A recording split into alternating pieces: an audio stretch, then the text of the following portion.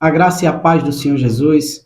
Hoje eu quero falar com vocês sobre como Deus faz na vida do cônjuge do outro lado. E se Deus realmente faz.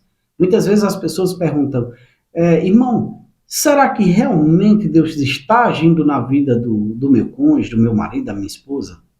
Pois eu não vejo nada, eu tenho contato zero e coisa e tal. Bem, a verdade, irmãos, é que Deus sim, Ele age e está agindo na vida deles. E Deus usa mecanismos que o próprio pecado fornece. Pois, como diz lá em Romanos, capítulo 8, todas as coisas prosperam, favorecem, cooperam para o bem daqueles que amam a Deus, que foram chamados segundo o seu propósito. A grande verdade é que quando um cônjuge ele age de modo traiçoeiro, né, e abandona sua família e vai viver com outra pessoa, ele entra no estado de pecado. E por ele estar no estado de pecado, ele se torna inimigo de Deus, pois a palavra do Senhor diz que aquele que ama o mundo torna-se inimigo de Deus. E como inimigo de Deus, ele é tratado como tal e sofre do modo equivalente. Em Gálatas capítulo 6, versículo 7 diz: Não vos enganeis, de Deus não se zomba. Aquilo que o homem plantar, aquilo ele colherá. Nós vemos o Senhor dizer, de uma forma bem clara e precisa, que não tem como escapar da colheita. Não tem como fugir dessa situação. Tudo aquilo que o homem planta, ele colhe. Mas também vemos o Senhor dizendo em Tiago, capítulo 1, né, versículo 14, que cada um é tentado segundo a sua própria concupiscência, cobiça, e a cobiça sendo ativa, ela gera o pecado, e o pecado, uma vez consumado, gera morte. Então, essas atitudes do homem, essas práticas deles, fazem com que eles se afastem de Deus. Mas o Senhor diz uma coisa bem interessante, olha só. No versículo 8 de Gálatas capítulo 6, ele diz, porque o que semeia para a sua própria carne, da carne colherá corrupção. Mas o que semeia para o Espírito, do Espírito colherá a vida eterna. E não nos cansemos de fazer o bem, porque a seu tempo colheremos, se não desfalecermos. Por isso, enquanto tivermos a oportunidade, fazemos o bem, mas principalmente aos da família da fé.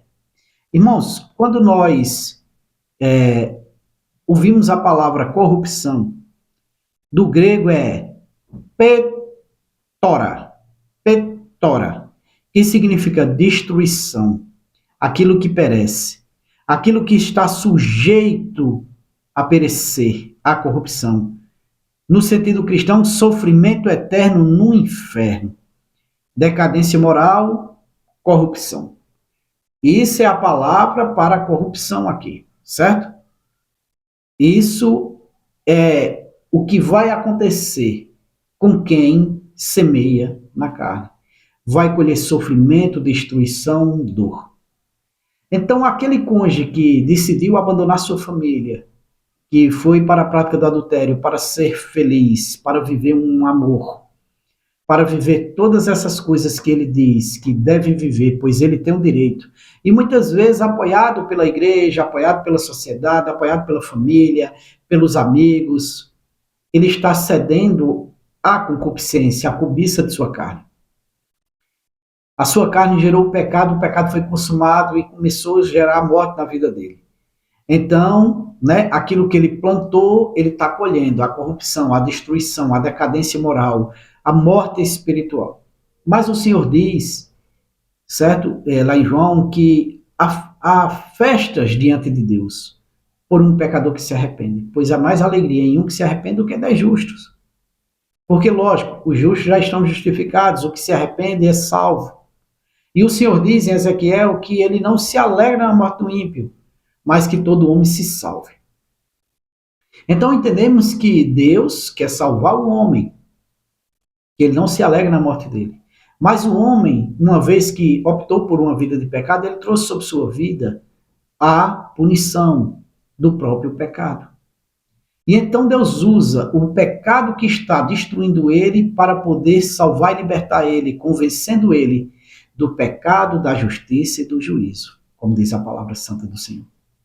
Então, aquele homem começa a definhar, certo? Em várias áreas da vida dele. Começa a ter problemas financeiros, problemas na saúde, psicológicos, emocionais, e começa a entrar em conflito consigo mesmo, e começa a perecer. E é aí que ele começa a tentar entender o que se passa, e na ânsia dele buscar a Deus, como aconteceu conosco. Pois uma hora das nossas vidas, nosso casamento estava destruído, mesmo que a gente não percebesse. Muitos de nós não éramos bons maridos, boas esposas, quebrávamos princípios, não seguimos o padrão de Deus para casamento. E então o pecado que nós estávamos praticando, seja ele qual for, começou a nos destruir. Eu sei que tem muitas pessoas que vão dizer, mas eu não errava. Bem, é o alecrim dourado, né? Não errava. Analise sua vida. Mas o problema foi meu cônjuge que pecou. Mas vamos imaginar o seguinte, você é uma mulher sensata, que cumpria seus compromissos, tudo direitinho, era uma boa esposa, uma boa dona de casa.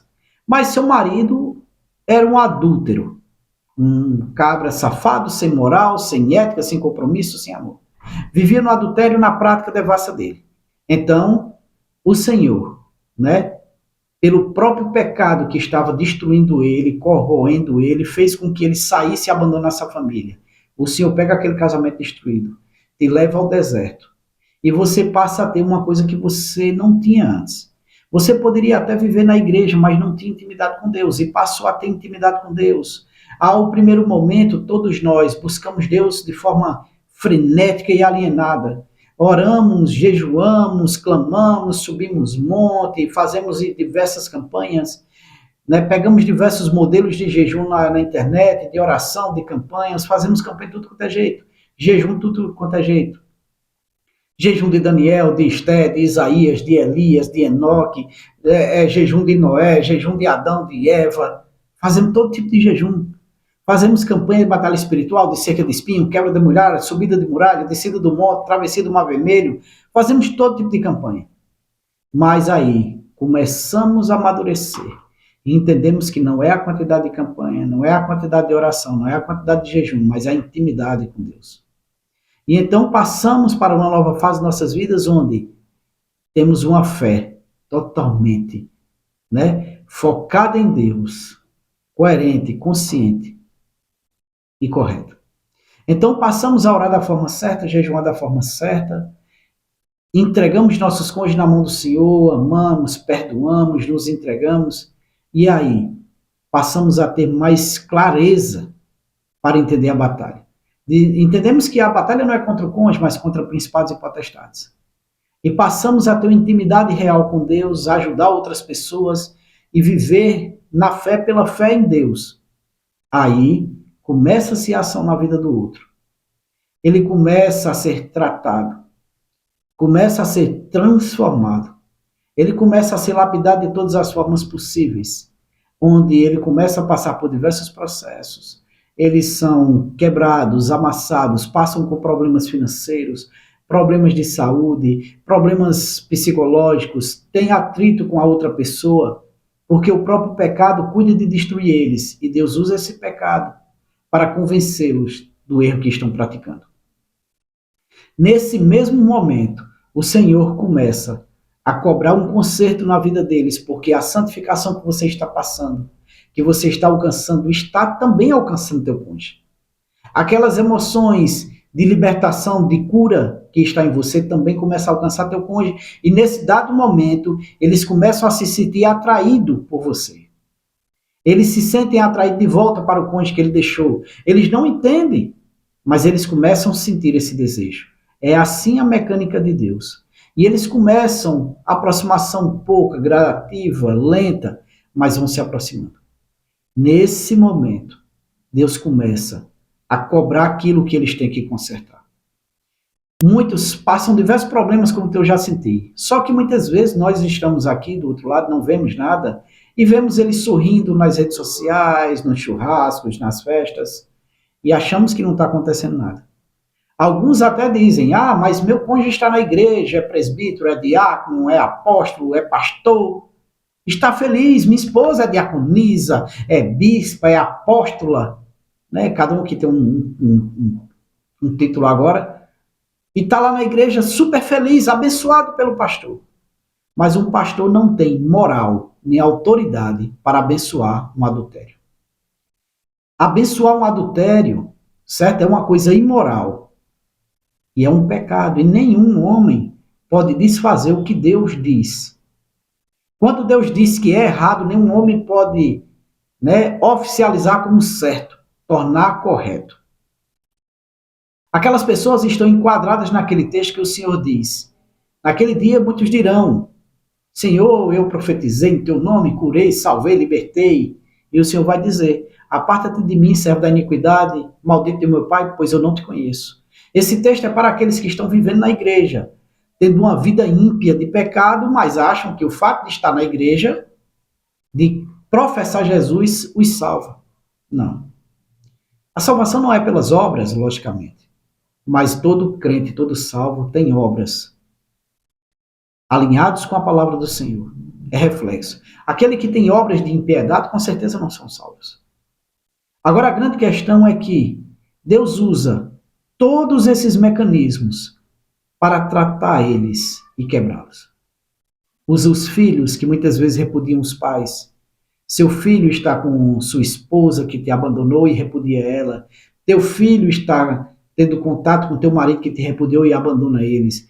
Os filhos são usados também, certo? O comportamento dos filhos, o que eles falam em dados momentos, familiares, amigos, porque por mais que tenham aqueles que apoiam, que endossam esse comportamento imoral deles, muitos também são usados para abrir os olhos deles. Deus usa qualquer um, em qualquer situação, para transformar. A grande verdade, eu posso garantir a você, 100% de certeza, que eles estão sendo tratados.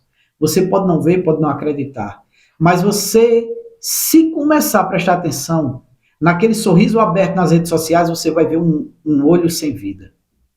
Você vai ver que a pessoa está definhando e está tendo problemas. Isso é reflexo do pecado neles. Pois todas as coisas pertencem a Deus e, como ele diz, todas as coisas cooperam para o bem daqueles que amam a Deus, que são chamados segundo o seu propósito. Então, até o pecado que os consome é usado para transformá-los. Por isso, nós precisamos estar firmes, focados em Deus e não desanimar. Preste atenção e comece a orar a Deus. Ore a Deus do seguinte modo: Senhor, lança luz sobre minha situação. Lança luz sobre a vida do meu cônjuge e me mostre o que realmente está acontecendo lá. E você vai ver que tem um movimento espiritual gigantesco tratando ele. Eu posso dizer 100% de certeza que alguma coisa está acontecendo na área espiritual, na área emocional, na área física, na finança, mas tem algo acontecendo. Em alguma área está acontecendo, em muitas áreas e outros em todas as áreas. Agora nós precisamos acreditar, precisamos nos entregar a Deus, porque a transformação começa em nós. Porque a partir do momento em que nos entregamos a Deus, somos curados, libertos e confiamos em Deus, começa o processo do lado de lá. Porque enquanto ficarmos resistentes, murmurando, reclamando e com ódio do cônjuge, com raiva, por mais que tenhamos razão, o processo vai ficar concentrado em nós e eles vão continuar lá. O processo neles só começa quando nós estamos aperfeiçoados no nosso. E isso trata-se de cura e de libertação completa.